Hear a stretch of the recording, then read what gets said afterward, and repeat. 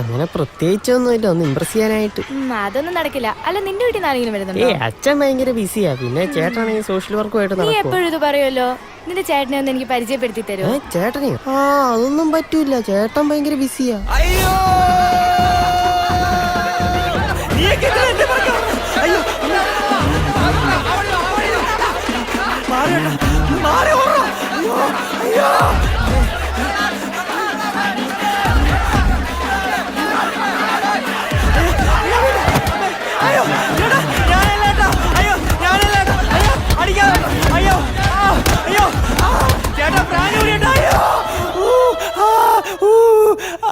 നിന്നെ ഞാൻ രാവിലെ റേഷരി വാങ്ങാൻ പറഞ്ഞു വിട്ടില്ലേടാ, പിന്നെ എന്താടാ ഈ കൊല്ലത്തില്?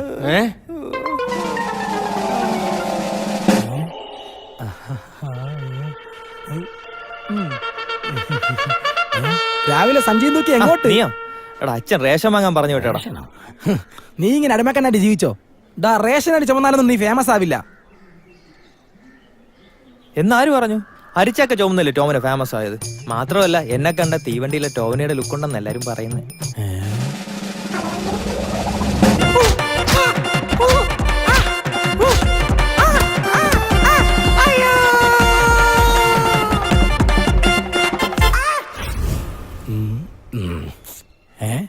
എന്തുവാടെ ഇത്? ശീലമായി പോയി അളിയാ. വെറുതെ അല്ല നിന്റെ തന്നപ്പടി നിന്നിട്ട് ഓട്ടിക്കണത്. ഞാൻ കരുതി അങ്ങേർക്ക് ഭ്രാന്തായി കാണുമെന്ന്. ഇതിന് അങ്ങേരെ കുറ്റം പറഞ്ഞിട്ട് കാര്യമില്ല. ഞാൻ പോണ്.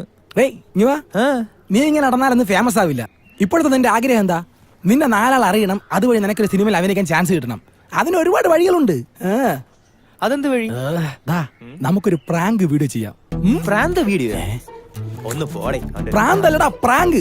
ഈ തരികിട പോലത്തെ ആളുകളെ പറ്റിക്കുന്നത്.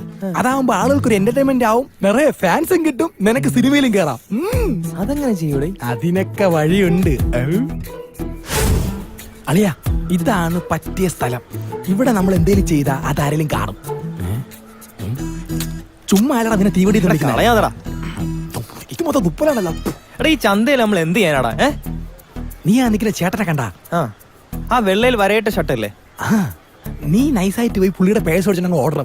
എന്തോ എങ്ങനെ എന്നിട്ടാണോ അവന്മാർ എന്നെ പിടിച്ചിട്ട് ഇടിക്കേ? നീ ഞാൻ പറയും പോലെ ചെയ്താൽ മതി, നിനക്കൊരു പ്രശ്നം വരാതെ ഞാൻ നോക്കിക്കോളാം. നീ ആ ചേട്ടൻ്റെ അടുത്തേക്ക് പോയി പേഴ്സ് എടുത്ത് അങ്ങ് ഓടുക. ബാക്കി ഞാൻ ഏറ്റു. ഞാനിതെല്ലാം റെക്കോർഡ് ചെയ്യില്ല ഇവിടെ. എടാ പ്രശ്നമാവില്ല, നമുക്ക് ആ ചേട്ടനോട് ചോദിച്ചിട്ട് ചെയ്താ പോരെ. ഓടാ, റിയാലിറ്റി പോവും. നീ ഞാൻ പറയും പോലെ കേട്ടാ മാത്രം മതി, നിനക്കൊരു പ്രശ്നം വരാതെ ഞാൻ നോക്കിക്കോളാം. നീ പോ. പേഴ്സ് കണ്ടല്ലേ? തോന്നിക്കുന്നു. പോ. പോടേ, ഒന്ന് പോടേ.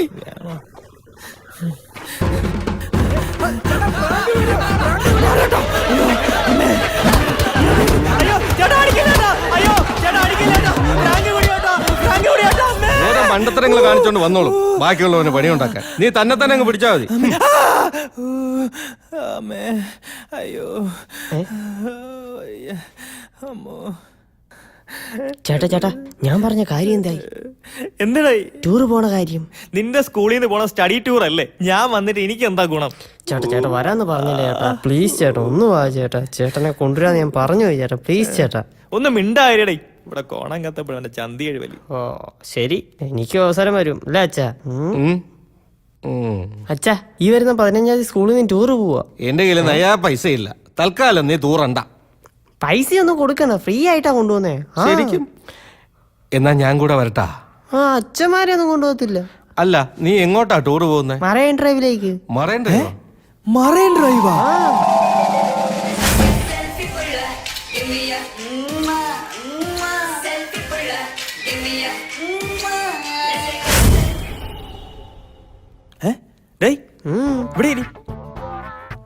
അല്ല, നീ എന്റെ അടുത്ത് ആദ്യമായിട്ട് ആവശ്യപ്പെട്ട ഒരു കാര്യമല്ലേ?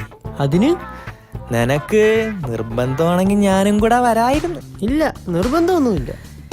അല്ല, ഈ മറൈൻ ഡ്രൈവിലല്ലേ ചുമ്മന സമരമൊക്കെ നടന്നത്? അടുത്ത ഒരെണ്ണം വരുന്നുണ്ടെന്ന് കേട്ടു. ശരിക്കും?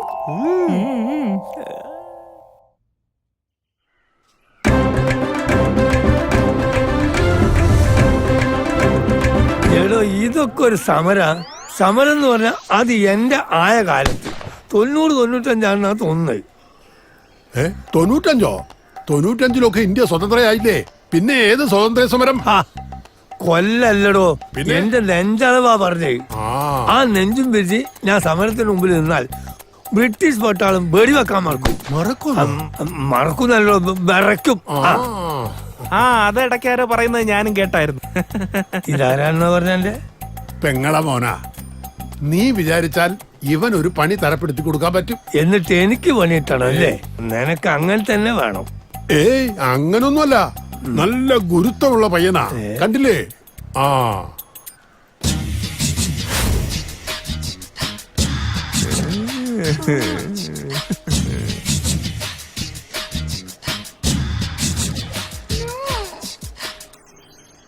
മമ്മൂദ് കേറിപ്പോ കാറ് തുടച്ചേ മതി.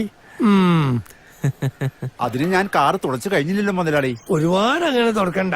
അല്ല, ഞാൻ സമരത്തെ കുറിച്ച് പറഞ്ഞത് ശബരിമല വിഷയം ഇത്രയും രൂക്ഷമായതുകൊണ്ടാ. അത് പറഞ്ഞപ്പോഴാണ് ഓർമ്മ വന്നത്. പണ്ട് ഗാന്ധിജി കേരളത്തിൽ വന്നപ്പോ ഇതുപോലൊരു പ്രശ്നം നടക്കായിരുന്നു.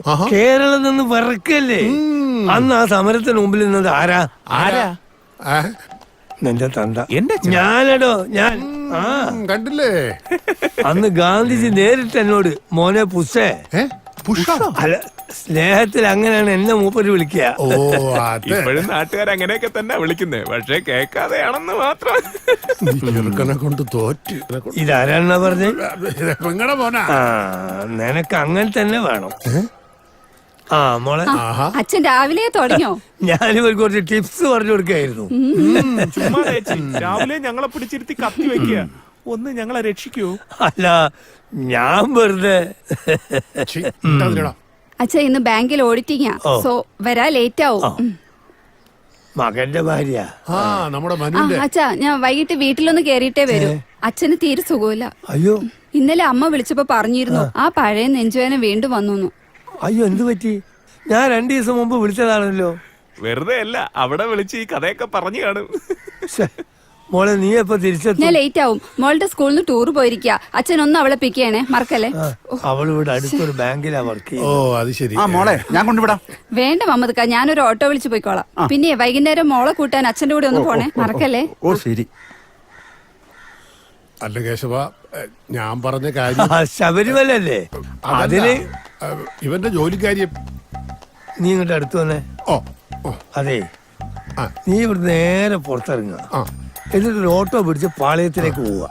ആ പാളയത്തിലാണ് ജോലി? അല്ല, അവിടുന്ന് കുറച്ചുകൂടി മുന്നോട്ട് പോയാൽ ഒരു ഓവർ ബ്രിഡ്ജ് കാണാം. ആ ഓവർ ബ്രിഡ്ജ് കഴിഞ്ഞ് ചെല്ലുമ്പോ ഒരു തിയേറ്റർ കാണും. ഓ തിയേറ്ററിലാ? അല്ല, പിന്നെ അങ്ങോട്ട് പോകരുത്. ഓവർ ബ്രിഡ്ജ് എപ്പുറത്ത് വെച്ച് നേരെ എടുത്തോട്ട് ഒരു ഇറക്കുണ്ട്. ഇറക്കത്തിൽ ഇവനെ കൊണ്ട് ഇരുത്തുക. അല്ല പിന്നെ രാവിലെ ഓരോന്ന് വരും കുച്ചും പൊരിച്ചും കൊണ്ട് ഈ പണി എടുത്തോട് വല്ല കൊടുത്തു. നമുക്ക്